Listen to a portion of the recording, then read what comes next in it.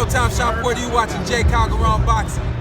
What's up, y'all? It's your boy, J. Calderon of Stanley Entertainment and Fight Hook News, and we're about to bring you this week's boxing talk. We're going to do a recap over the fight this past weekend when Errol Spence defended his WBC and IBF welterweight titles against Danny Garcia. It was a homecoming for Errol Spence. When he fought in his backyard of Texas, it was a live crowd on hand, and it was on Fox pay-per-view. This was a very good display of boxing skills by Errol Spence, who dominated this fight from the beginning to the end. He won a 12th round unanimous decision. It was a one-sided fight. I had Errol winning 9 rounds to 3. Some people gave him 10 rounds to 2 because Danny Garcia really didn't put up much of a fight.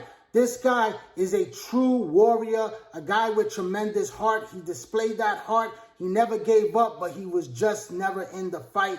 He was the smaller man versus Errol Spence, who was utilizing that jab perfectively. Very good with that jab all night long. He started to swell up the eye of Danny Garcia, and he was working the body like we knew he was going to go to the body with some very good body shots and landing that left hand right on the target all night long. We saw Errol moving beautifully in that ring, slipping shots, moving away, and looking like the total truth in there with his boxing skills, because Errol Spence put on a dominant performance in this fight. And he said that he felt a little ring rust, and we didn't see that at all. You know, he looked sharp. It looked like this man has not been out of the ring for 14 months. And also a car accident as bad as it was for Errol Spence back in October of 2019. This man looked so good in there, and he proved that he is the #1 best welterweight in the world, because he beat another top welterweight contender out there in Danny Garcia, and he beat him in dominant fashion, the same way he beat Mikey Garcia. And he had an even tougher time with Sean Porter, but he said that he elected to go toe-to-toe with Porter, that he could have outboxed Porter quite easily, but he decided to go toe-to-toe and fight Porter's fight. And that's just what, you know, Errol Spence could do. He could box, he could bang. This man could do it all in the ring, and he is definitely the best fighter at 147 pounds, and we can't wait to see him in his next outing. Now, after the fight, they asked him, who do you want to fight next? And this man blatantly ducked Terence Crawford by not even mentioning him, talking about he wants to be in his ranch with his horses, his chickens, and cows. Come on, man. You got to be kidding me. You're the best fighter at welterweight. You're the top dog.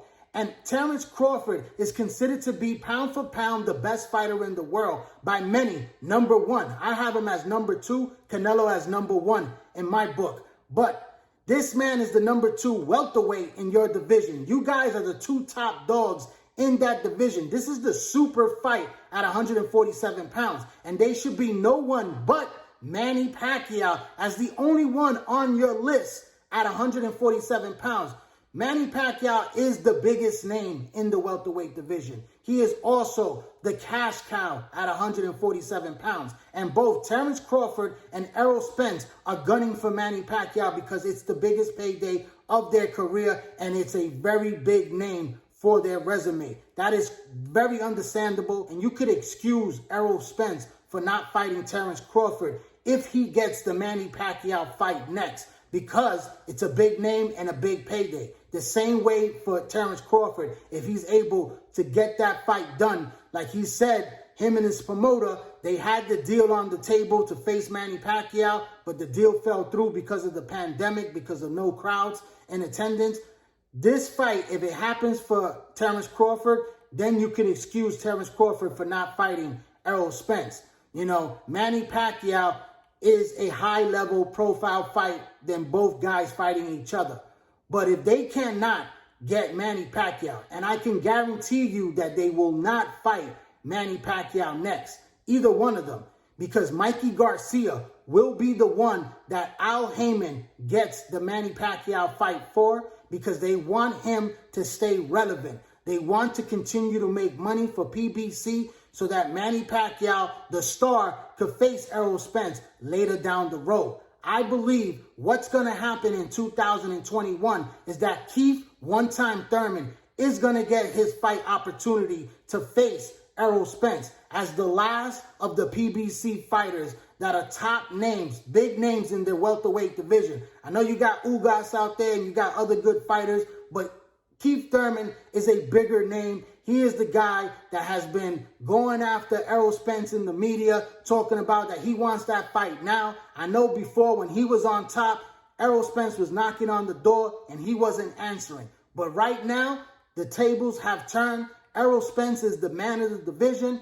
Keith Thurman is still a big name of PBC, and Al Heyman is going to deliver for Keith Thurman, and he's going to have him fight Errol Spence perhaps in April or May of next year, just in time for a summer event for Errol Spence. And it's a great matchup. It's a fight that I've been wanting to see for quite some time, and I believe it's a fight that's winnable for Keith Thurman. But Errol Spence is the man, and Errol Spence is going to be the favorite against Keith Thurman, hands down. But the big fight that I believe that PBC is looking to put together is against Canelo Alvarez in September of 2021. I believe that's going to be the big surprise, is that Errol Spence and Canelo Alvarez are going to fight in 2021. This is the reason why they're not going after Terence Crawford. They're trying to make the biggest money with guys like Manny Pacquiao. They're trying to keep the money in-house with guys like Keith Thurman, and they're looking to face Canelo Alvarez, who is now a free agent. They don't have to deal with Oscar De La Hoya and Golden Boy Promotions anymore. DAZN just wants Canelo Alvarez to fulfill his promise to them because they have a big contract with him, but I believe that he's going to be released from that contract and he's going to be able to go and fight anyone that he wants to fight because he's a free agent now. But I believe that the deal includes getting the Triple G fight that they set out for. These guys paid a lot of money to both Triple G and Canelo Alvarez. They're restructuring their deal, and they are looking to have Canelo Alvarez fight Callum Smith in December in a few weeks. And then after that, that fight is taking place at 168 pounds. Then I believe he'll move back down to 160 so that he can face the IBF champion, which is Triple G, who is going to fight the day before Canelo and Callum Smith. So they're on schedule to face each other in May of 2021, Cinco de Mayo. That's a fight that's going to happen possibly in Texas because the last two fights happened in Las Vegas. And I believe that Triple G and Canelo Alvarez will fight over there, and it will attract Errol Spence to be ringside. And this will set the stage.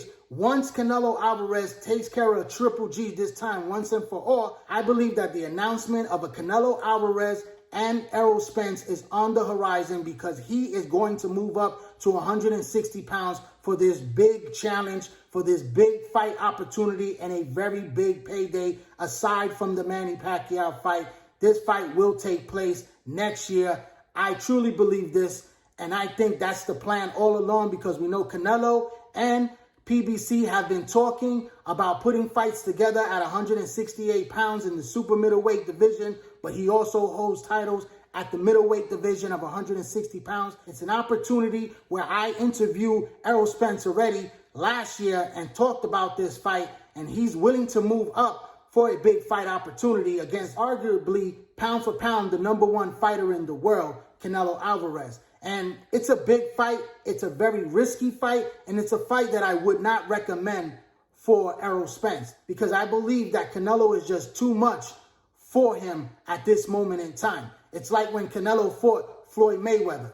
But it's even more so is like when Kell Brook, who was a top welterweight, moved up 2 weight classes to face Triple G. And it was a big mistake that changed his career forever. And I think that would be the same mistake for a guy like Errol Spence to go up 2 weight classes to 160 pounds to face Canelo Alvarez as a middleweight. I believe that Canelo Alvarez will beat Errol Spence badly in that fight and possibly stop him as well, just like Kell Brook got stopped by Triple G. So that's the fight plan that I believe that PBC is going to put together. They're going to line up one of their fighters, Keith Thurman, to face Errol Spence next, keep the money in-house, keep him aligned with good big-name fighters that's going to put up a good fight. I believe that Keith Thurman will put up a much better fight than what Danny Garcia did, but it's a fight that could go either way. Errol is the favorite. Everyone expects him to win. And if he is successful in that, the big fight against Canelo Alvarez will be called for 2021. And that's a showdown that a lot of people are going to be interested to tune into that pay-per-view that's going to sell very big. And it's going to be a huge pay-per-view event.